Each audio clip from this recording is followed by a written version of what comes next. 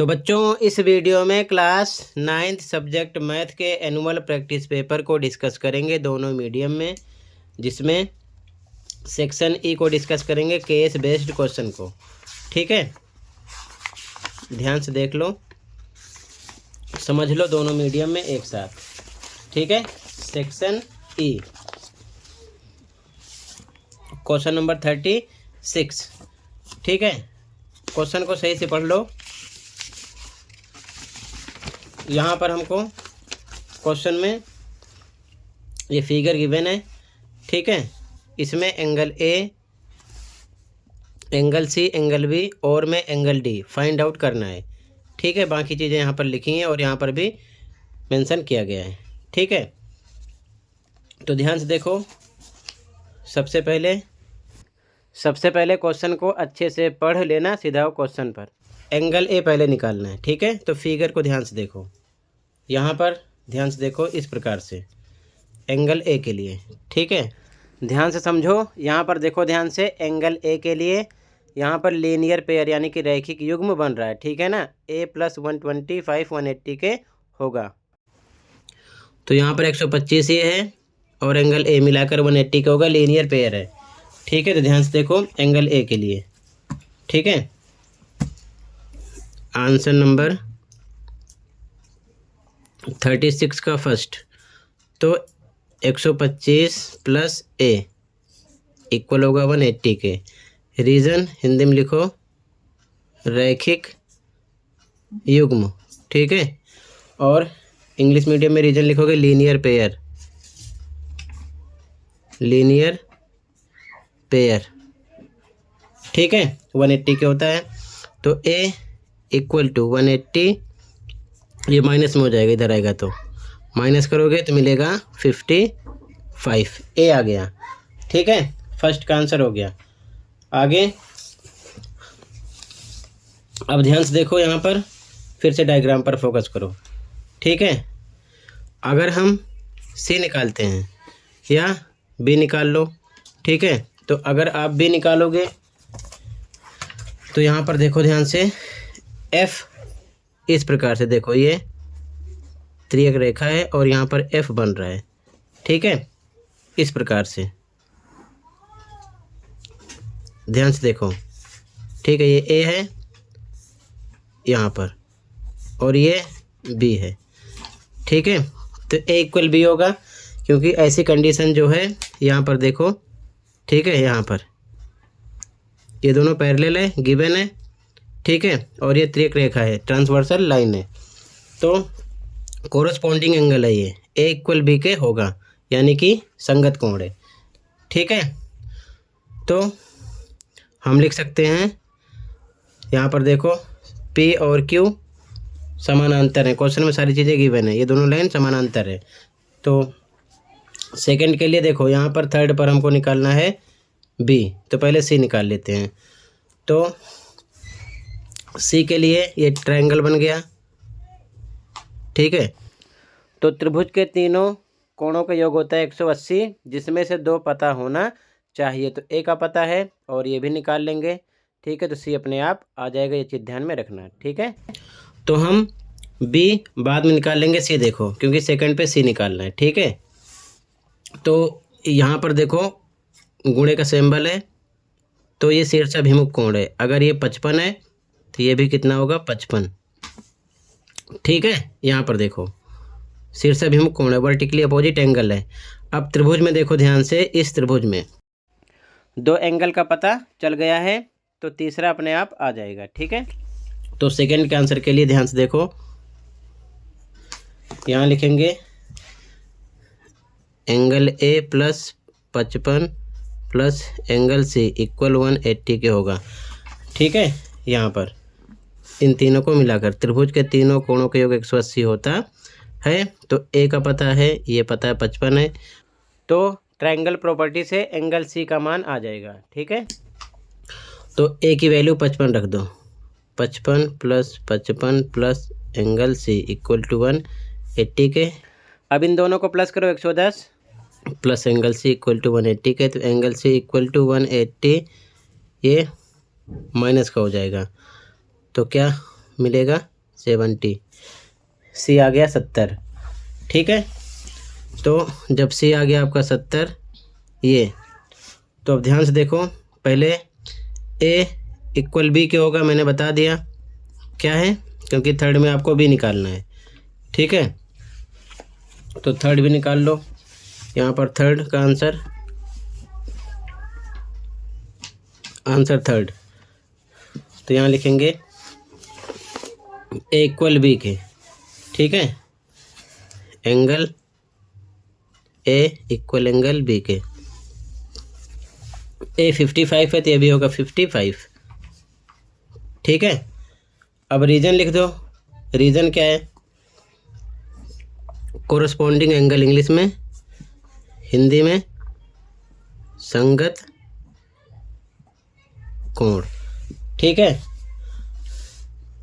अब ध्यान से देखो, इसका अथवा इसमें डी निकालना है। ठीक है, तो ध्यान से देखो और वाला। अब डी के लिए बच्चों ध्यान से देखो, अगर ये पूरी प्रॉपर्टी लगाओगे इस रेखा पर ये, तो ये क्या लीनियर पेयर है। डी प्लस 55 प्लस बी 180 के होगा, तो बी आपका आ गया कितना 55, ये भी 55, 110। ठीक है, और 180 में से घटाओगे तो 70 आ जाएगा डी। ठीक है, आप लीनियर पेयर कंडीशन लगा सकते हो। नहीं लगाना तो दूसरा तरीका क्या है, ये लाइन देखो इस प्रकार से है, ये और ये एफ यहाँ पर भी बन रहा है। ठीक है, ये सी है और ये क्या है डी है, तो एंगल सी इक्वल होगा एंगल डी के। ये भी क्या बन रहा है संगत कोण। ठीक है, यानी कि कोरस्पॉन्डिंग एंगल। तो जब ये 70 है सी, तो ये भी 70 आ जाएगा वैसे भी। ठीक है, तो चाहे लीनियर पेयर लगाओ और चाहे आप इस प्रकार से कोरस्पॉन्डिंग एंगल के अकॉर्डिंग निकाल सकते हो। ठीक है, तो यहाँ पर हो जाएगा एंगल और वाला सी इक्वल एंगल डी के, एंगल सी इक्वल होगा एंगल डी के, तो ये भी इक्वल कितना आ जाएगा 70। ठीक है, और रीजन कोरस्पॉन्डिंग एंगल इंग्लिश में, हिंदी में संगत कोण। ठीक है, आ गया। यहाँ पर आप लीनियर पेयर के अकॉर्डिंग भी आंसर दे सकते हो, मैंने बता दिया। यहाँ पर होगा angle B plus 55 plus D, यानी कि एंगल बी आपका 55 है प्लस ये भी 55 है प्लस एंगल डी इक्वल कितने का होगा 180 के, लीनियर पेयर है। ठीक है, तो ये 110 हो जाएगा प्लस डी इक्वल 180 के, तो डी मिलेगा 180 माइनस 110, इस प्रकार से भी मिलेगा 70। ठीक है, तो 36 क्वेश्चन कंप्लीट हो गया। ठीक है, ऐसे ही नोट कर लो, फर्स्ट का आंसर, सेकंड का आंसर, थर्ड का आंसर। ठीक है, यहाँ पर और एक चीज़ ध्यान में रखो, अगर डी आपका आ गया 70 तो इस प्रकार से सी भी निकाल सकते थे, क्योंकि ये कोरस्पॉन्डिंग एंगल है, तो 70 ये भी 70 ये भी आ जाएगा, चाहे ट्रायंगल प्रॉपर्टी नहीं लगाते। ठीक है, कई तरीके हैं। अब अगले क्वेश्चन पे आ जाओ, क्वेश्चन नंबर 37। तो यहाँ पर इस प्रकार से लिखा गया है, क्वेश्चन पढ़ लो ध्यान से। यहाँ पर डेटा गिवन है। ठीक है, इसके बेस पर हमको आंसर देना है। ठीक, यहाँ पर बताया गया है कि न्यूनतम अंक और उच्चतम अंक 2 और 59 है, ध्यान रखे रहना। ठीक है, इंग्लिश में देखो ध्यान से, इस प्रकार से क्वेश्चन है, यहाँ पर सारी चीज़ें मेंशन है। ठीक है, पढ़ लो, सीधा क्वेश्चन पे आ जाओ। इस प्रकार से फिगर गिवन है। पहला क्वेश्चन है, first what is the width of the class. ठीक है, ध्यान से देखो, हिंदी में क्वेश्चन, वर्ग अंतराल की चौड़ाई कितनी है।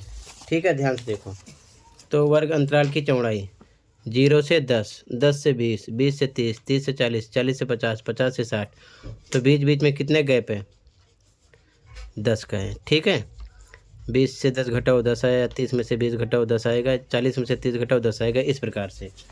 तो ध्यान से देखो, आंसर कैसे लिखोगे, आंसर नंबर 37 का फर्स्ट, तो फर्स्ट का आंसर आपका हो गया 10। ठीक है, कोई सा भी एक माइनस करके देख लो, 10 आ जाएगा। ठीक है, इस प्रकार से 10 हो गया इसमें। ठीक, यहाँ पर अगला, how many students scored 50% and above marks. कितने छात्रों ने 50% और उससे अधिक अंक प्राप्त किए। ध्यान से देखो। तो सबसे पहले यहाँ पर आपको समझना है। ठीक है, ध्यान से देखो। 0 से 10, तो यहाँ पर नंबर ऑफ स्टूडेंट 2 हैं। 10 से 20 पर ध्यान से देखो, ये कितना, ये 10। 20 से 30, तो 20 से 30 ध्यान से देखो, ये थोड़ा यहाँ से जा रहा है। ठीक है, तो 20 से 22, यहाँ पर 21 पड़ रहा है, इसके बीचों बीच पर है, 21 हो गया। ठीक है, इसके बाद में ये देखो 30 से 40, ये ऐसे कंपेयर करोगे तो यहाँ पर इसके बीच में पड़ रहा है, बीच पर। ठीक है, तो 19 हो रहा है ये। 40 से 50, ये देखो 40 से 50, ये 7। ठीक है, 50 से 60, ये देखो, ये इसका भी आधा है, ये 1। ये ध्यान रखना, काम आएगा। ठीक है, तो how many students scored 50% and above marks. तो सेकंड का आंसर देखो, सबसे पहले कैसे करोगे। पहले हम यहाँ देखेंगे कि टोटल कितने स्टूडेंट हैं। ठीक है, यहाँ पर 50% निकालना है और टोटल यहाँ पर marks of the students, marks की बात कर रहा है। ठीक है ना, तो 60 दिया गया है। ठीक है, तो हम निकालेंगे 50% 60 का, तो 50% इक्वल टू हो जाएगा 50 अपॉन में परसेंट हटेगा 100 लगेगा इंटू 60, क्योंकि यहाँ पर विद्यार्थियों द्वारा प्राप्तांक टोटल है 60 का। ठीक है, तो ध्यान से देखो, 0 से 0 कट गया, 0 से 0 कट गया, 6 पंचे 30 आ गया। ठीक है, तो 50% और इससे ऊपर वाले स्टूडेंट बताने हैं। ठीक है, यहाँ पर कि कितने बच्चे 50% या उससे अधिक अंक प्राप्त किए। ठीक है, तो देखो 30 से 40, 30 से अगर हम बात करें तो यहाँ पर देखो 19, और फिर 40 से 50 7, और 50 से 60 1, तो 30 से स्टार्ट करना है, क्योंकि 50% के हिसाब से 30 आ रहा है। ठीक है ना, तो 50% और उससे अधिक के हिसाब से 30 नंबर या 30 से ऊपर देखना है। तो ध्यान से देखो, एक तो हो जाएगा 30 से 40 19 प्लस अगला 7 प्लस 1। ठीक है, ये हो जाएगा 19 प्लस 7 प्लस 1। तो आगे लिखेंगे बच्चों आंसर नंबर 3 में। ध्यान से देखो, 30 के अकॉर्डिंग यहाँ लिखेंगे नंबर ऑफ स्टूडेंट्स, यानी कि हिंदी में विद्यार्थियों की संख्या।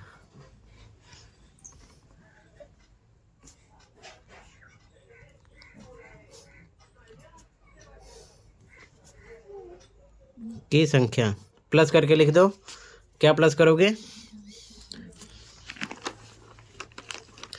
19 7 प्लस 1। ठीक है, 19 प्लस 7 प्लस 1 इक्वल टू 27। ठीक है, इसके बाद में सेकंड का आंसर हो गया। थर्ड का आंसर देखो, थर्ड क्वेश्चन है what is the total number of students in histogram. तो 60 आएगा आंसर। ठीक है, कैसे, 2 10 21 19 7 1 प्लस करो, इतना आएगा। ठीक है, हिंदी में भी आयत चित्र में छात्रों की कुल संख्या क्या है, तो 60। ठीक है, कैसे, नंबर ऑफ स्टूडेंट्स इधर मेंशन है, तो इसके अकॉर्डिंग 2 10 21 19 7 1 प्लस होगा। ठीक है, तो ध्यान से देखो आंसर थर्ड।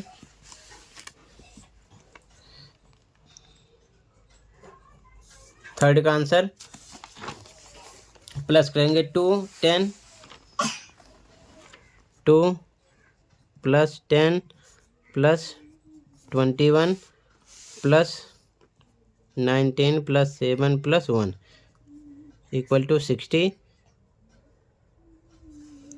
स्टूडेंट्स। ठीक है, यानी कि विद्यार्थी। ठीक है, थर्ड का आंसर हो गया। और वाला क्वेश्चन है what is the range of the collected marks. Hindi में देखो, एकत्रित अंकों का परिसर क्या है, परिसर बताना है। तो परिसर का फॉर्मूला होता है सबसे बड़ी संख्या माइनस सबसे छोटी संख्या। तो यहाँ पर जो न्यूनतम अंक है और उच्चतम अंक है 2 और 59 है, यानी कि न्यूनतम है 2, उच्चतम है 59। ठीक है, इसके अकॉर्डिंग यहाँ पर मेंशन है 2 and 59। ठीक है, यहाँ पर मेंशन है।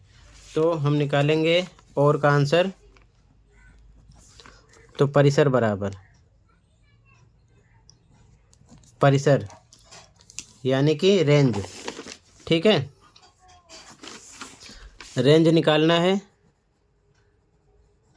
तो रेंज का फॉर्मूला हो जाएगा largest number minus smallest number.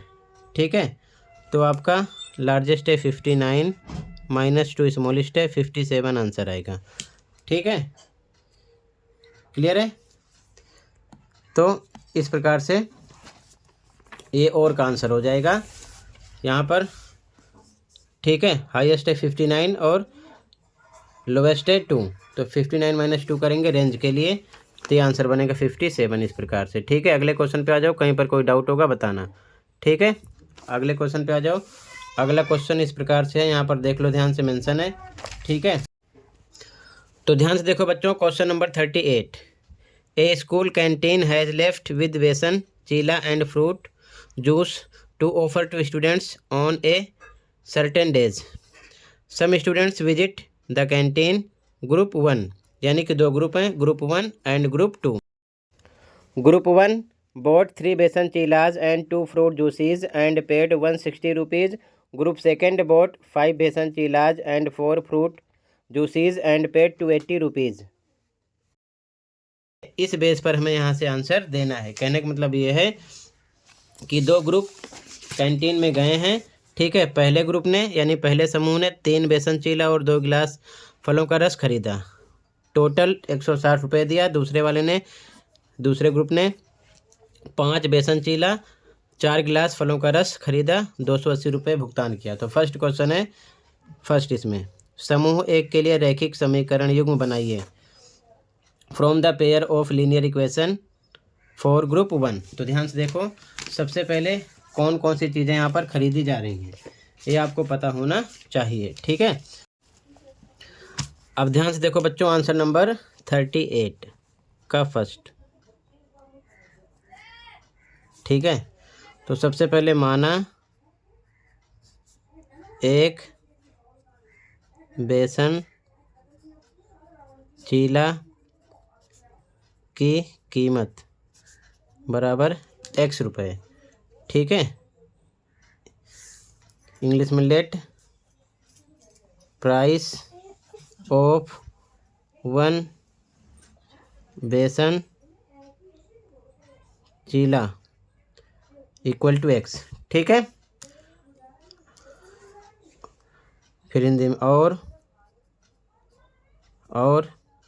1 गिलास, किसकी बात की गई है, फलों का रस। ठीक है, 1 गिलास रस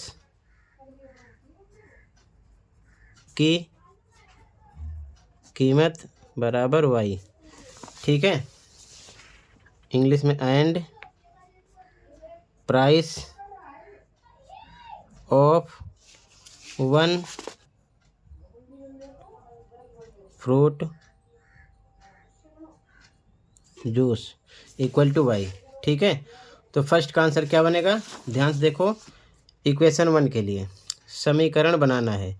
तो समूह एक के लिए, तो समूह एक ने क्या किया देखो ध्यान से, 3 बेसन चीला और 2 गिलास खरीदा है।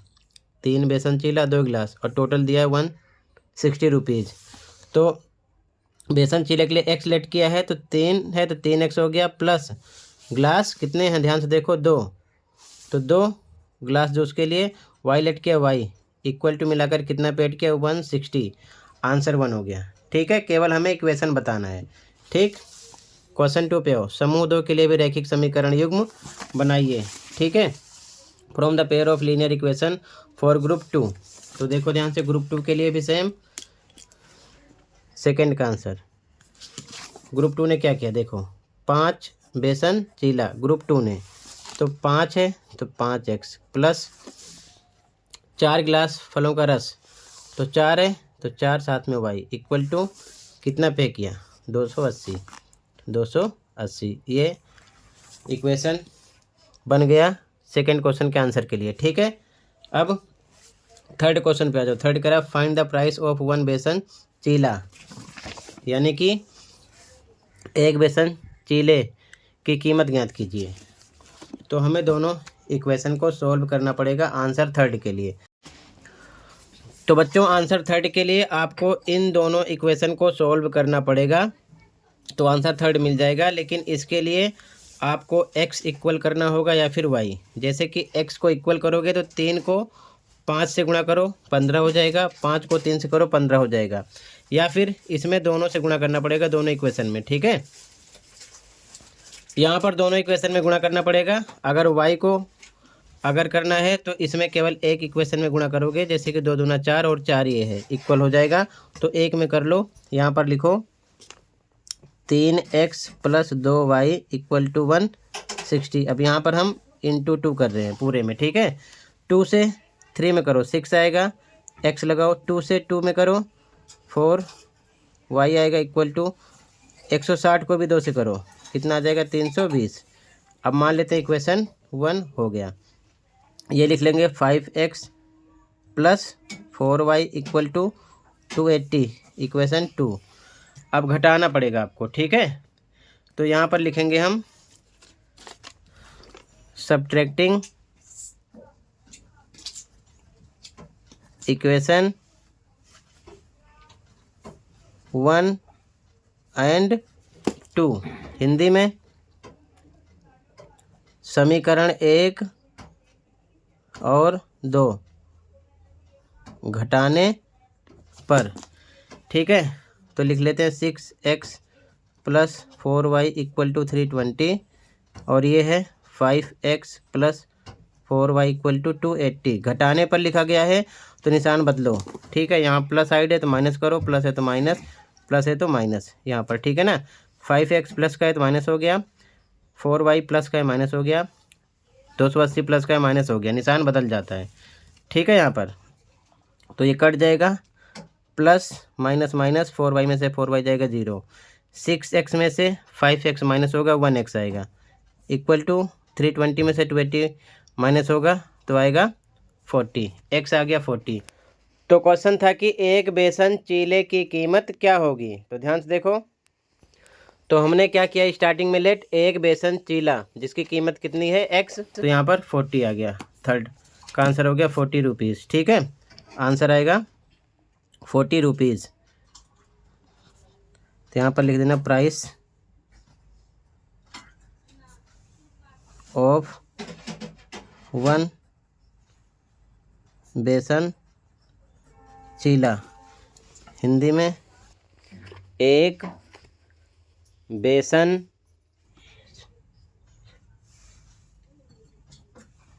चीला की कीमत बराबर 40 रुपये।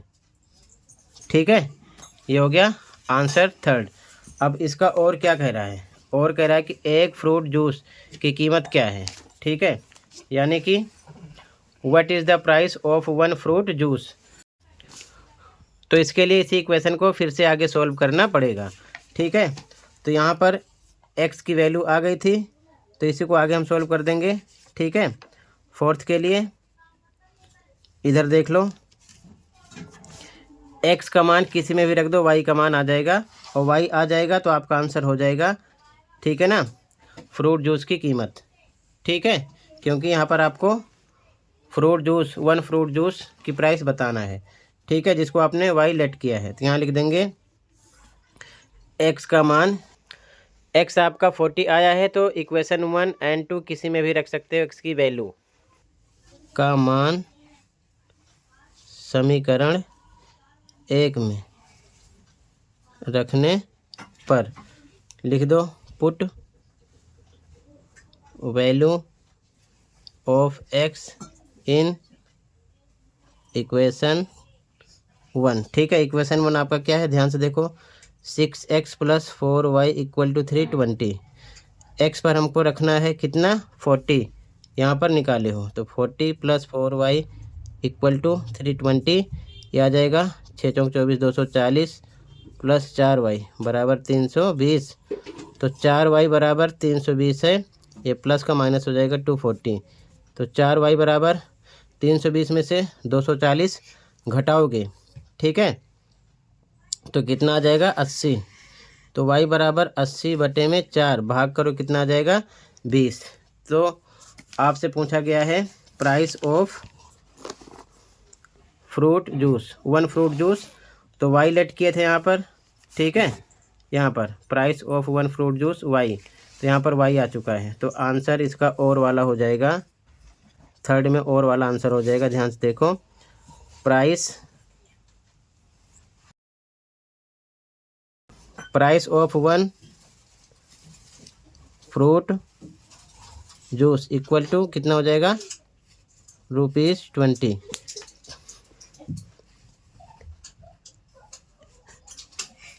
एक गिलास जूस की कीमत 20 रुपये हो जाएगी। ठीक है, तो और का भी आंसर हो गया। तो इसी के साथ ये जितने क्वेश्चन थे कंप्लीट हो गए। आई होप अच्छे समझ में आया होगा। फिर भी कहीं पर कोई डाउट है कमेंट कर सकते हो। मिलते हैं अगली वीडियो में। Thank you for watching and take care.